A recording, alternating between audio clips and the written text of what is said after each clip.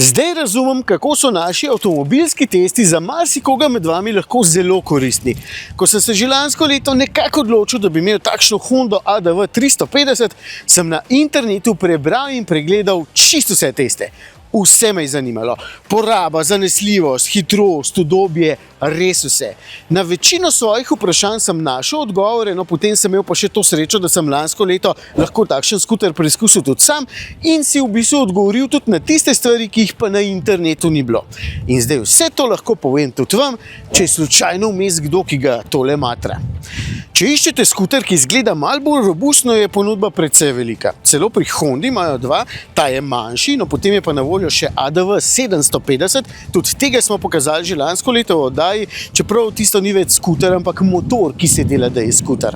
ADV pomeni Adventure, čeprav to oznako jemljite malo z rezervo, za kakšen makadam, ja, ni pa to Afrika Twin.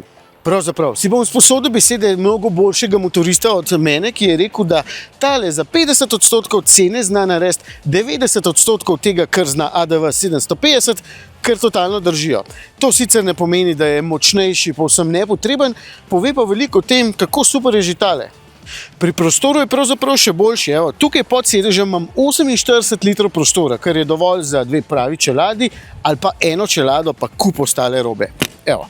Sam imam potem še 50-litrski kovček, tukaj le zadaj, tale je Hondin originalni in mi je totalno všeč že zato, ker se zaklene skupaj z motorjem. Pravzaprav, ko se jaz s ključem v žepu odstranim od motorja, sta zaklenjena naenkrat oba. Obstajajo cenejše alternative, ampak ta je meni všeč že samo zaradi te funkcije in tudi upraviči nekoliko višjo ceno zaradi tega. Preden se preoblečem in se gremo peljati, prva od dveh stvari, ki sem jo moral preveriti kar sam. Najprej višina motorja. Evo, pri mojih 168 cm višine sem z nogami na tleh takole. Zdaj, sama višina sedeža je 795 mm, kar ni posebej veliko, so pa sedeži skuterjev nekoliko širši in potem nogam hitreje zmanjka dolžine. ADV 750 je še 2 cm pa pol višji, kar pomeni, da je zame že skoraj previsok. Med vožnjo sicer ni težav, ko ga je treba pa na mestu takole recimo potisniti malo naprej ali pa nazaj, no sem se pa pri tistem kar malo matral. Tukaj gre bistveno lažje, tudi zato, no, ker je tale skuter 50 kg lažji in se fejst pozna.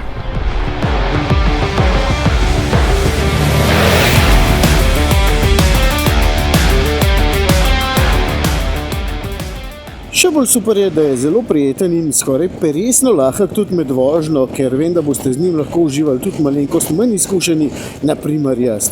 Zato je to sploh super. Seveda večji kolesi pri močnejšem modelu lepše pobirata neravnine, ampak se mi tudi tukaj zdi blaženje odlično.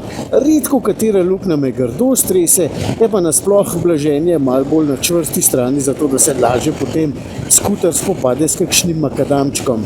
Zadnji blažilniki so nastavljivi, ker je fino, kadar boste na motorju 2, v tem primeru še posebej potem priporočam kovček, da se sovoznik oziroma sovoznica lahko na kovček nasloni. Slabosti?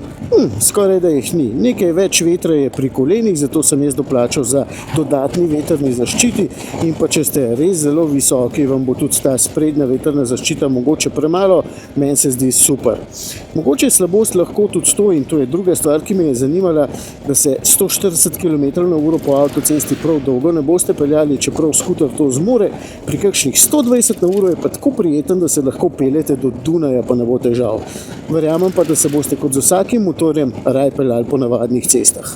In tukaj lahko povem, da je z lahkoto dovolj hiter, da sledi prometu oziroma pravzaprav je hitrejši od prometa lahko večino časa, z mesta se do kakšnih 70 km/h dobesedno izstreli. Skuter pač. No, motor je enovaljni s 330 kubiki in z 21,5 kW moči. Čoh 30 konjičkov je v bistvu dovolj, menjalnik pa variomat oziroma neke sorte neskončno stopenjski. Za normalno kruzanje je tole več kot dovolj močno, čeprav vem, da zdaj pravi motoristi zavijate z očmi. Zame za pot do morja ali pa do trgovine po kilogram kruha, krasna stvar. Sem pa slišal, da je pri motorjih zelo podobno kot pri čovnih oziroma pri nautiki. Saj še 1 meter bi moral biti daljši čovn, pa bi bil perfekten. Oziroma tukaj, saj še 20 konjev več bi moral imeti motor, pa bi bil odličen. Tako da, meni zaenkrat je super. Vprašajte me čez kakšno leto ali pa 2.